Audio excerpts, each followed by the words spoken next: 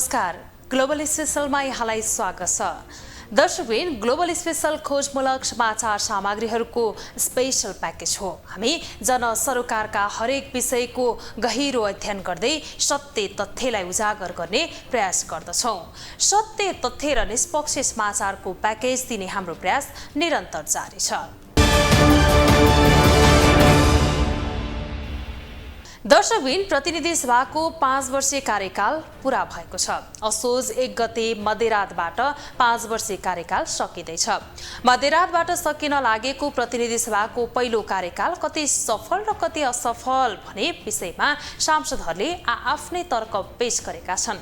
कानून बनाउन जनताबाट निर्वाचित सभाले 75 विधेयक पारित गर्दा यो बीचमा सरकारले 49 अध्यादेश ल्याएको छ। 2 पटक विघटन र 9 महिना अवरोध झेलेको प्रतिनिधि सभाको कार्यकाल सकिँदा 27 विधेयक निष्क्रिय भएका छन्। यही अवधिमा सांसदहरूको सेवा सुविधाका लागि ढुकुटीबाट 3 अर्ब 80 करोड खर्च भएको छ। सरकारले संसदको 11औं अधिवेशन शनिबार मध्यरातदेखि अन्त्य गर्न सिफारिस गरेको छ। आउँदो मङ्सिर 4 मा हुने प्रतिनिधि सभा र प्रदेश सभा निर्वाचनका लागि आइतबार र सोमबार समानुपातिक तर्फको बन्द सूची बुझाउने निर्वाचन आयोगको कार्यतालिका रहेको छ। संहितापछिको पहिलो प्रतिनिधि सभा र यसको कार्यकालका विषयमा सांसदहरूले आफ्नै तर्क पेश गरेका छन्। सत्ता पक्षका सांसदहरूले ओली नेतृत्वको सरकारले गरेको प्रतिनिधि सभा विघटनले नराम्रो सन्देश दिए पनि विधेयक बनाउने क्रममा यो संसद सफल रहेको बताएका छन् भने प्रतिपक्षी एमाले आफ्नो कार्यकालको बचाउ गर्दै गठबन्धन सरकारको आलोचना र सभामुखको भूमिकाका विषयमा प्रश्न उठाएका छन्। दर्शकवृन्द, प्रतिनिधि सभाको यो कार्यकाल असोज 1 गते मध्यरातबाट सकिँदैछ।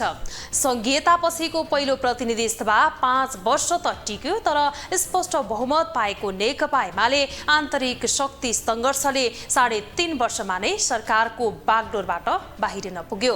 अहिले 5 दलको संयुक्त गठबन्धनका तर्फबाट सरकारको नेतृत्व काङ्ग्रेसले गरेको छ। के भयो त 5 वर्षीय यो कार्यकालमा संसदभित्र? 5 वर्षमा नेपालले पूर्णतया पहिलो पटक संघीयताको अभ्यास गर्यो। 2072 सालको संविधानमा टेकेर मुलुक संघीयतामा प्रवेश गर्यो। 2074 सालमा भएको स्थानीय प्रदेश र सङ्घको निर्वाचनपछि मुलुक पूर्णतया संघीयतामा प्रवेश गरेको थियो, जस अनुसार नेपाल 7 प्रदेश र 753 स्थानीय तहको संवैधानिक संरचनामा गएको थियो। देशभरका 165 जनाले प्रत्यक्ष रूपमा निर्वाचित भएर संसदभित्र प्रवेश पाए भने 110 जनाले समानुपातिक रूपले संसदमा प्रवेश पाए। जम्मा 275 जनाले संसदमा प्रवेश गरेका थिए। तिनै 275 जना मध्येबाट 2074 फागुन 3 मा तत्कालीन समयको नेकपा पार्टीका तर्फबाट प्रधानमन्त्रीका रूपमा केपी शर्मा ओली नियुक्ति भएका थिए। ओली बहुमत सहित प्रधानमन्त्री भएका थिए। केपी ओली प्रधानमन्त्री रहेको सरकारले लिपुलेक लिम्पियाधुरा सहितको चुच्चे नक्सा संसदबाट पारित गर्नु नै ठूलो सफलताका रूपमा रह्यो। बहुमत सहित प्रधानमन्त्री भएका ओलीले पार्टीभित्र आन्तरिक सङ्घर्ष भएको भन्दै 2077 पुस 5 मा संसद विघटन गरे, जसलाई लिएर तत्कालीन समय फागुन 23 मा नेकपा फुट्यो। संविधान विपरीत संसद विघटन गरेका ओलीको निर्णयलाई सर्वोच्च अदालतले फागुन 11 मा संसद पुनर्स्थापना गरेको थियो। फेरि ओलीले 2078 जेठ 8 मा दोस्रो पटक संसद विघटन गरी असंवैधानिक कदम चाले। ओलीको उक्त कदमलाई सर्वोच्च अदालतले असंवैधानिक भन्दै असार 28 मा संसद पुनर्स्थापना गर्यो। संसद पुनर्स्थापनाको भोलिपल्ट अर्थात् असार 29 मा तत्कालीन समयको प्रमुख प्रतिपक्षी दल नेपाली काङ्ग्रेस, नेकपा माओवादी, एमालेबाट फुटेको एकीकृत समाजवादी र अन्य 5 दल मिलेर शेरबहादुर देउवाको नेतृत्वमा नयाँ सरकार गठन भयो। झन्डै 2/3 ल्याएर प्रधानमन्त्री बनेका ओलीको पार्टी नेकपा एमाले प्रमुख प्रतिपक्षी दलका रूपमा संसदमा स्थान पायो। 3 वर्षमा ओलीले संसदमा गरेको सम्झनालाई काम भनेको चुच्चे नक्सा पारित गर्नु रह्यो भने संघीयता कार्यान्वयनमा कानुनको निर्माण र विभिन्न विधेयक पारित गर्नु थियो। अहिले शेरबहादुर देउवाले 5औं पटक प्रधानमन्त्री भएर देश हाँकिरहेका छन्। उनको कार्यकालमा विशेष गरी बढी चर्चामा रहेको अमेरिकी सहयोग परियोजना MCC बारे संसदमा विभिन्न बहस भए। विरोधका बीच 2078 फागुन 15 मा 11 बुँदे व्याख्यात्मक घोषणापत्र सहित बहुमतले MCC पारित भयो। त्यसपछि SPP ले पनि संसदमा निकै ठूलो हलचल पैदा गर्यो। यद्यपि त्यसमा सहमति जुट्न सकेन र फिर्ता गर्ने निर्णय भयो। देउबा नेतृत्वमा नै स्थानीय निर्वाचन सफल भयो र प्रतिनिधि सभा र प्रदेश सभाको निर्वाचन मङ्सिरमा गर्ने टुङ्गो लाग्यो। अर्कोतर्फ नागरिकता विधेयक पनि संसदमा बढी बहसको विषय बन्यो। राज्य व्यवस्था समितिले 4 वर्ष लगाएर पास गरेको नागरिकता विधेयकलाई देउबा नेतृत्वको सरकारले खारेज गर्दै नयाँ विधेयक संसदमा दर्ता गर्यो र बहुमतले पारित भयो। तर राष्ट्रपतिले प्रमाणीकरण नगरी पुनः संसदमा फर्काएपछि हुबहु पनि पारित गर्ने भन्दै अहिले राष्ट्रपति कार्यालयमा प्रमाणीकरणको पर्खाइमा छ। एमाले प्रतिपक्षमा पुगेसँगै 9 महिना संसद अवरुद्ध गरेको घटना इतिहासमै दर्ज भयो। त्यस्तै गैर सांसदलाई मन्त्री अर्थमन्त्रीको सीसीटीभी फुटेज प्रकरण पनि संसदमा प्रमुख विवादका विषय बने। यसरी हेर्दा 5 वर्षमा संसदभित्र र बाहिर संघीयता कार्यान्वयन कानूनको निर्माण, विभिन्न विधेयक निर्माण, चुच्चे नक्सा, एमसीसी, स्थानीय निर्वाचन र नागरिकता विधेयक जस्ता काम नै भयो भने विवादमा नौलो घटना पनि देखियो। ग्लोबल टेलिभिजनका लागि क्यामेरामा राजु थापाका साथमा विनोद विक्रम भण्डारी, काठमाडौँ।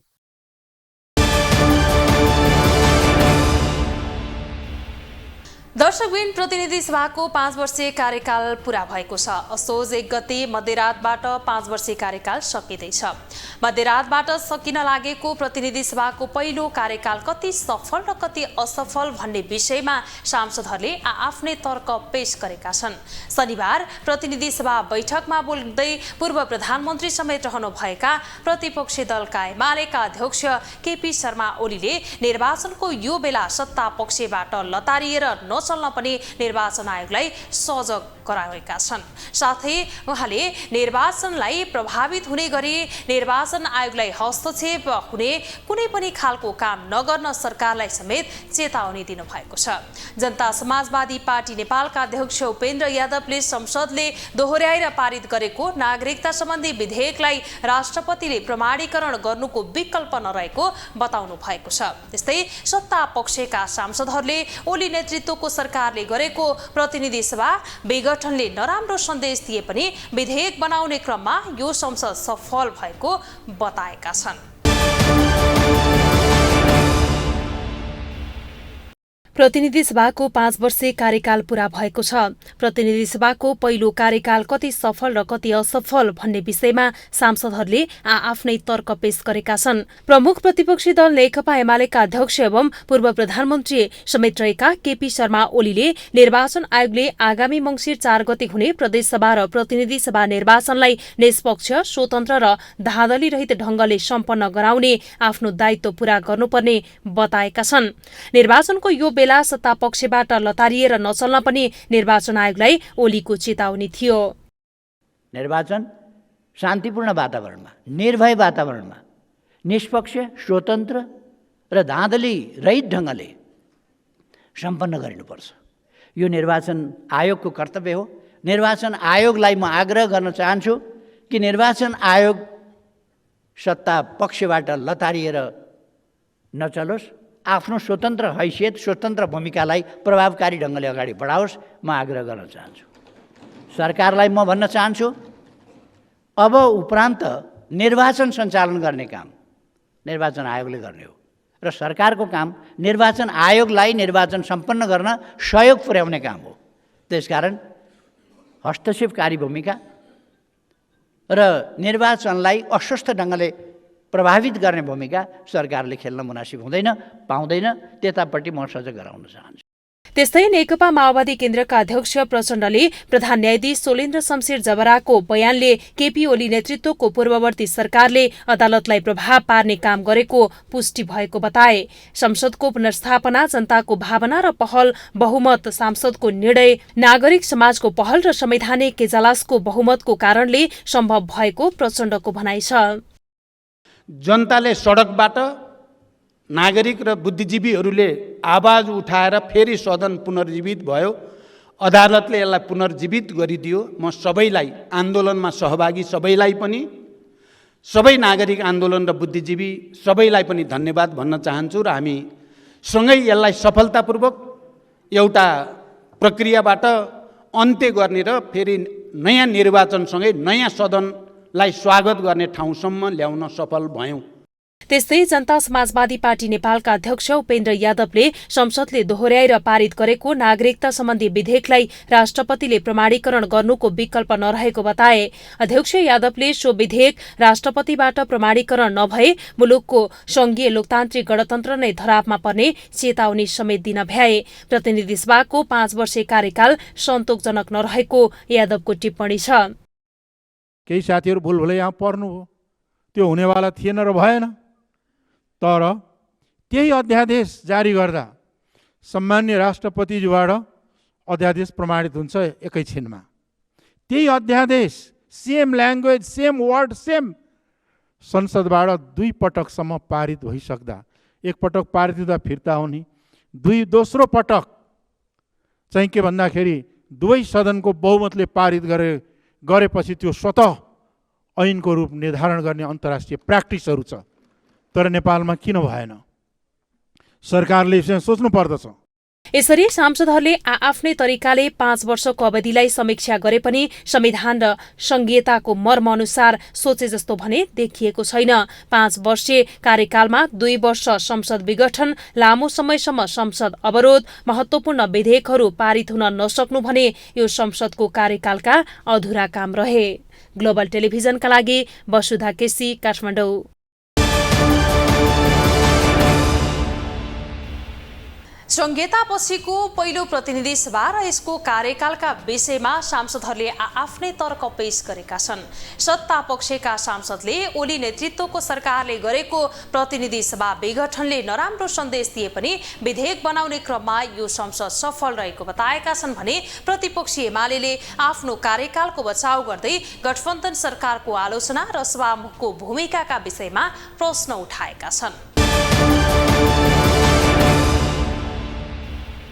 असोज 1 गते मध्यरातबाट सकिन लागेको प्रतिनिधि सभाको पहिलो कार्यकाल कति सफल र कति असफल भन्ने विषयमा सांसदहरूले आफ्नै तर्क पेश गरेका छन्। सत्ता पक्षले ओली नेतृत्वको कार्यकाललाई दोष थुपार्दै वर्तमान सरकारले व्यवस्थाको बचाउ गरेको दावी गरेको छ भने प्रतिपक्षी एमाले सत्ता ओली नेतृत्वको सरकारको बचाउ गर्दै वर्तमान सरकार र सभामुखको भूमिकाप्रति प्रश्न उठाइरहेको छ। प्रमुख प्रतिपक्ष दल नेकपा एमालेका वरिष्ठ उपाध्यक्ष ईश्वर पोखरेलले त प्रतिनिधि सभाको 5 वर्षीय कार्यकाल प्रभावकारी नरहेको टिप्पणी गरेका छन्। सभालाई नेतृत्व गर्ने सभामुख अग्निप्रसाद सापकोटा र सरकारको भूमिका राम्रो नभएकै कारण प्रतिनिधि सभाले आफूले दिनुपर्ने डेलिभरी दिन नसकेको उनको आरोप छ। संसदलाई प्रभावकारी बनाउने कुरामा विभिन्न किसिमका समस्याहरू देखा परेका छन्। यसबीचमा वास्तवमा जननिर्वाचित प्रतिनिधि संस्थाले प्रभावकारी ढङ्गले भूमिका खेल्नुपर्ने त्यो खालको भूमिका रहेन।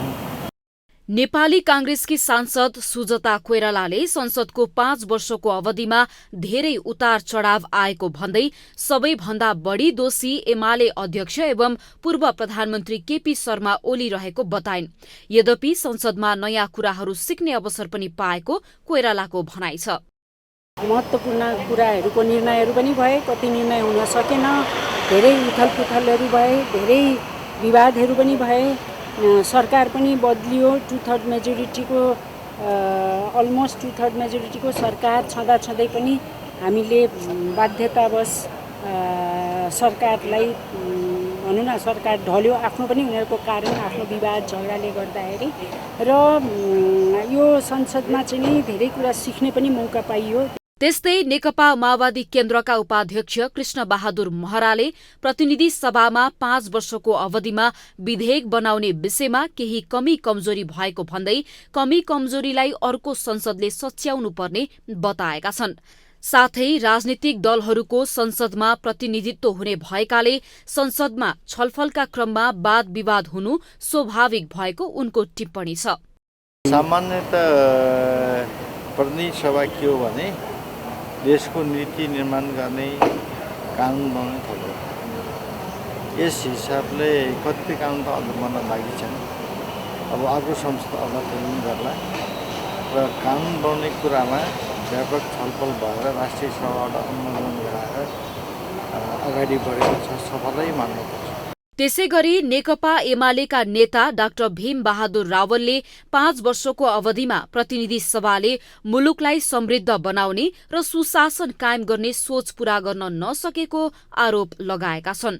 हामीले नेपालको संविधान जारी भइसकेपछि जुन आशा अपेक्षाका साथ प्रतिनिधि सभाको निर्वाचन गरेका थियौँ र त्यो प्रतिनिधि सभाबाट हामीले जसरी यो राष्ट्रलाई बलियो बनाउने, जनताका हक अधिकारलाई बलियो बनाउने, देशलाई आर्थिक रूपमा समृद्ध बनाउने र नेपालको स्वाभिमान प्रतिष्ठालाई संसारका सामु उच्च बनाउने र विगतका जे जति कमी कमजोरी थिए त्यसलाई हटाएर देशलाई एउटा सुमार्गमा लैजाने, सुशासन स्थापना गर्ने जे कुरा सोचेका थियौँ त्यो दृष्टिकोणबाट प्रतिनिधि सभाले खासै केही गर्न सके जस्तो मलाई लाग्दैन।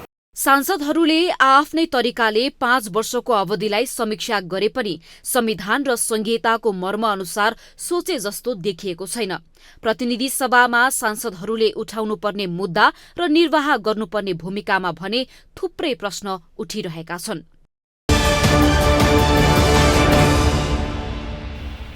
दर्शकबिन, संविधान जारी भएको 2074मा निर्वाचित प्रतिनिधि सभाको कार्यकाल शनिबार राति 12 बजेबाट सकिँदैछ। मन्त्री परिषदले कार्यकालको 11औं अधिवेशन अन्त्य गर्न शुक्रबार राष्ट्रपतिलाई सिफारिस गरिसकेको छ। शनिबार राति 12 बजेबाट बर्खे अधिवेशनको अन्त्यसँगै प्रतिनिधि सभा निष्क्रिय हुनेछ। यसबीचमा 2 पटक विघटन र महिनौं अवरुद्ध सहित प्रतिनिधि सभाले विभिन्न उतार चढाव बेहोरेको छ। शुक्रबार दिउँसो 1 बजे यो अधिवेशनको अन्तिम बैठक बोलाइएको थियो। 4 मङ्सिरमा हुने प्रतिनिधि सभा र प्रदेश सभा निर्वाचनको 2 र 3 असोजमा बन्द सूची पेश गर्ने कार्यतालिका रहेकाले सांसदले 1 असोजसम्म कार्यकाल मानेर सदनका पछिल्ला बैठकमा विदायी सम्बोधन राखेका छन्। प्रमुख प्रतिपक्षी एमाले शुक्रबारै सांसदहरूको विदाई गर्दै चुनावमा खटिन निर्देशन दिएको छ। प्रतिनिधि सभाको पहिलो कार्यकाल कति सफल र कति असफल भन्ने विषयमा सांसदहरूले आफ्नै तर्क पेश गरेका छन्। सत्ता पक्षले ओली नेतृत्वको कार्यकाललाई दोष थुपार्दै वर्तमान सरकारले व्यवस्थाको बचाउ गरेको दावी गरेको छ भने प्रतिपक्षी एमाले सत्ता ओली नेतृत्वको सरकारले बचाउ गर्दै वर्तमान सरकार र सभामुखको भूमिकामाथि प्रश्न उठाएको छ। सांसदहरूले आफ्नै तरिकाले 5 वर्षको अवधिलाई समीक्षा गरे पनि संविधान र संहिताको मर्म अनुसार सोचे जस्तो देखिएको छैन। प्रतिनिधि सभामा सांसदहरूले उठाउनु पर्ने मुद्दा र निर्वाह गर्नुपर्ने भूमिकामा भने थुप्रै प्रश्न उठेका छन्। हौस् त, आजलाई कार्यक्रम ग्लोबल स्पेशल यति नै। भोलि अर्को विषयको सामग्री लिएर आउनेछौँ। तपाईँ ग्लोबल टेलिभिजन सँगै रहनुहोला। नमस्ते।